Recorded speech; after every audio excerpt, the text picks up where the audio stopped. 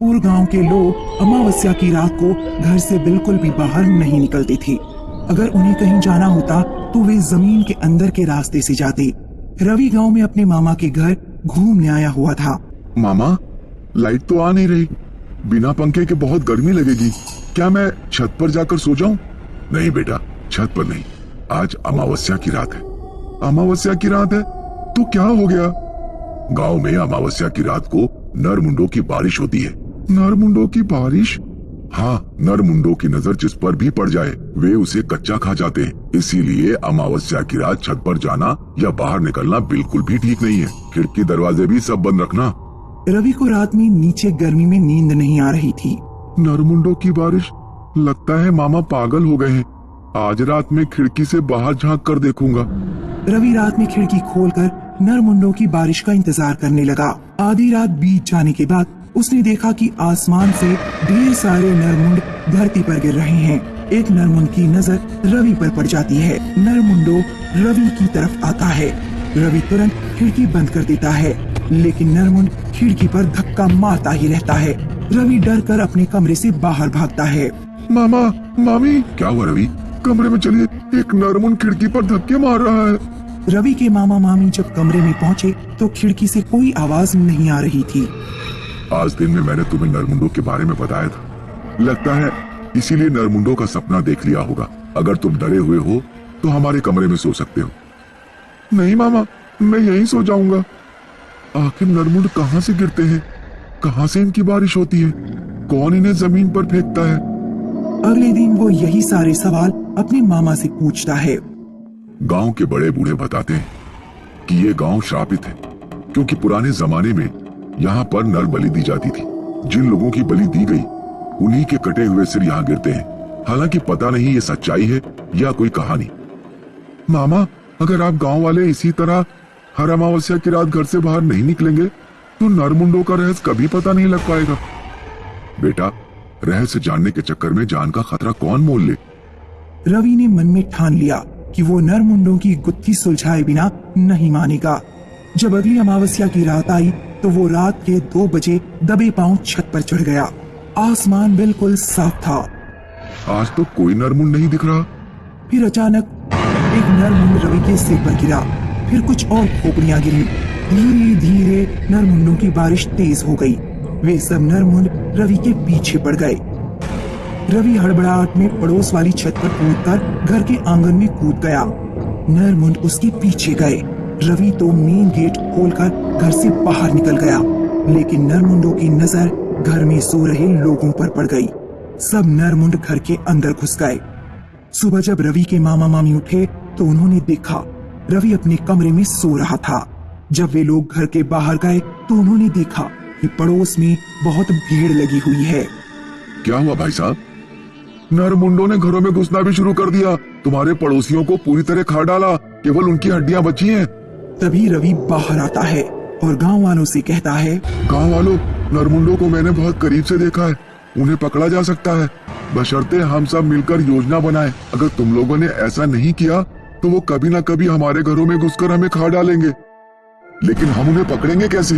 अमावस्या की रात हम पूरे गांव में जाल बिछाएंगे।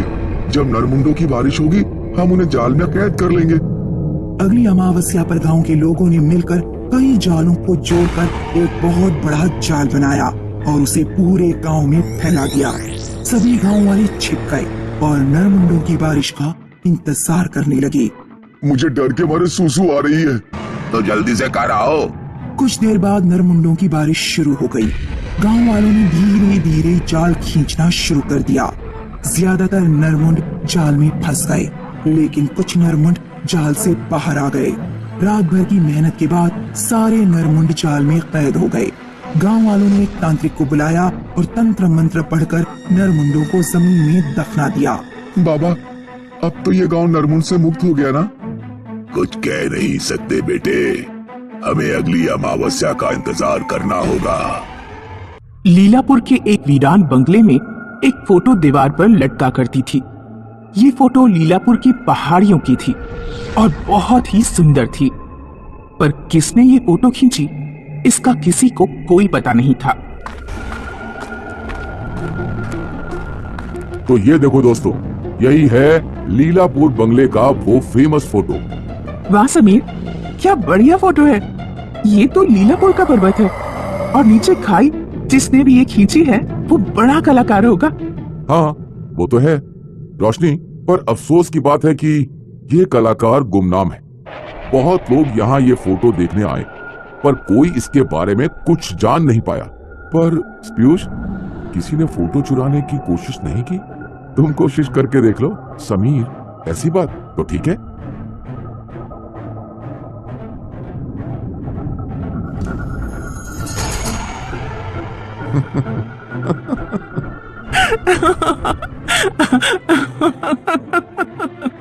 इस फोटो में कुछ तो है।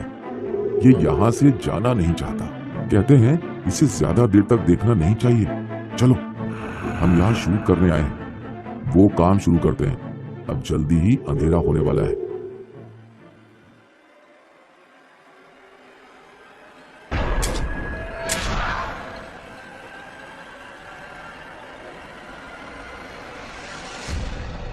अरे ये क्या हुआ समीर? कुछ नहीं, तुम वहीं खड़ी हो। जाओ, फिर से दूसरा शॉट लेता हूं।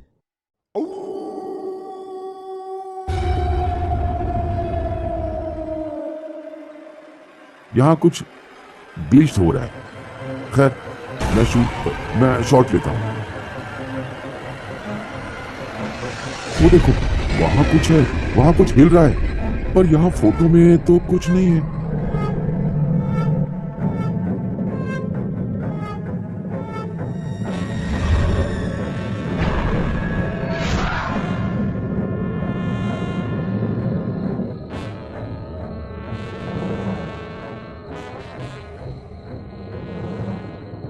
बढ़िया शूट था, बहुत अच्छा काम किया पीयूष।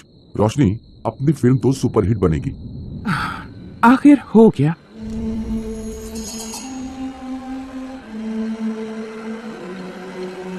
समीर, इस फोटो में पहले तो दिन का सीन था, अब देखो शाम का सीन हो गया है। वाह, जरूर कोई चमत्कार है इसमें।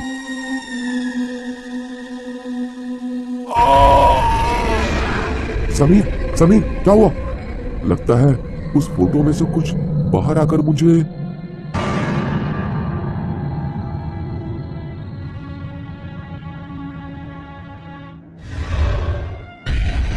यहाँ कुछ है। समीर, पीयूष, कौन है? कौन हो तुम?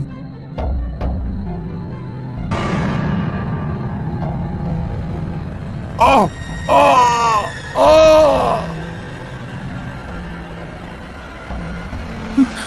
नहीं, नहीं, नहीं, रोशनी,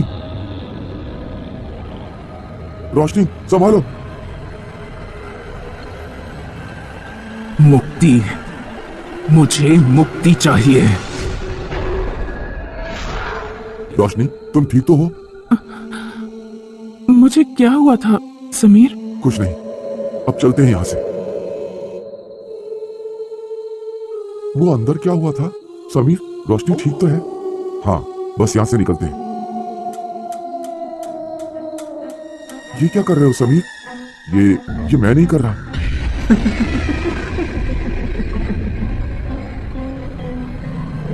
ये कहां जा रहे हैं हम? मुझे नहीं पता।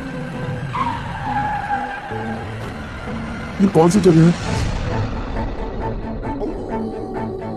रोशनी, क्या कर रही हो? कहां जा रही हो? आओ, मेरे पास आओ। ए समीर, ये तो वही पहाड़ी जगह है जो उस फोटो में थी। अरे हाँ, ये तो वही है। आओ, मेरे पास आओ। समीर, ये तो खाई की तरफ जा रही है। ओ नो, वो तो बहुत गहरी है। रुको रोशनी, रुको रोशनी, वहां मत जाओ। आओ, मैं यहाँ हूँ, आ जाओ।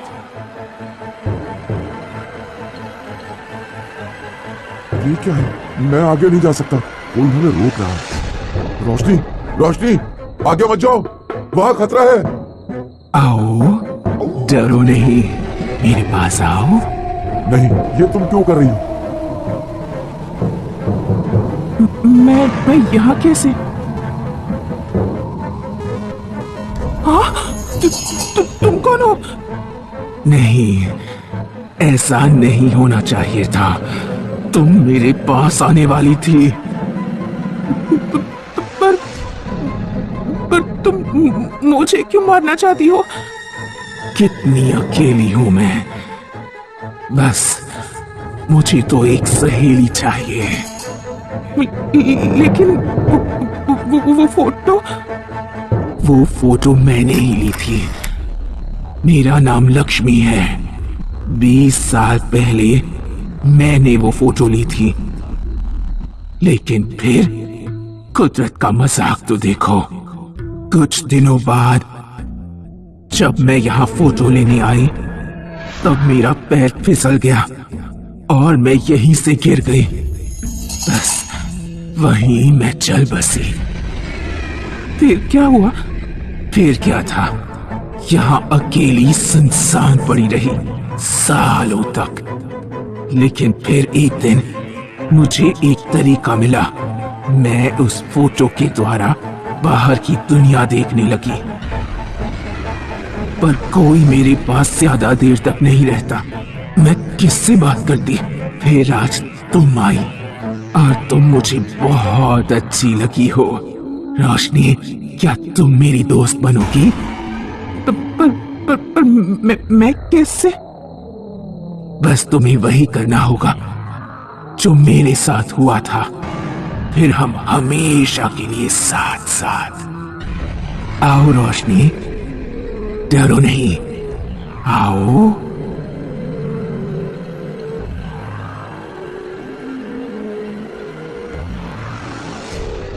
नहीं रोशनी, मत जाओ।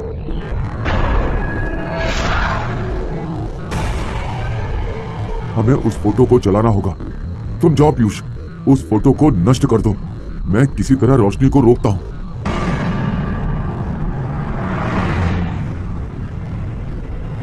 रोशनी, रुको। आओ रोशनी, बस 10 कदम और।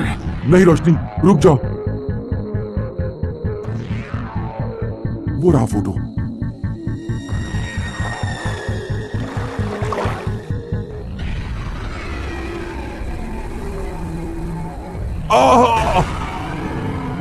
तुम्हें तो मैं नहीं छोड़ूंगा।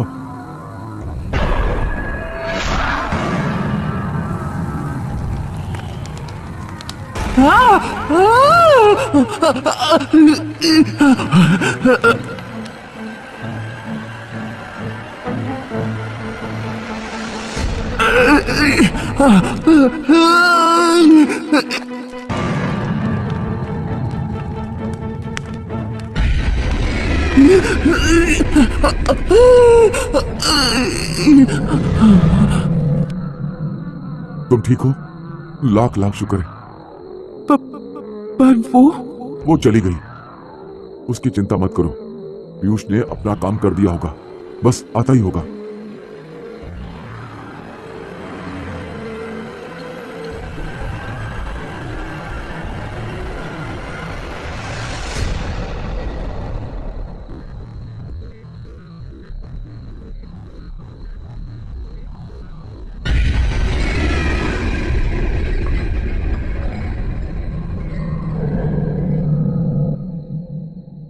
हेलो दोस्तों, आपका हमारे चैनल स्टोरी प्लीज पर बहुत बहुत स्वागत है।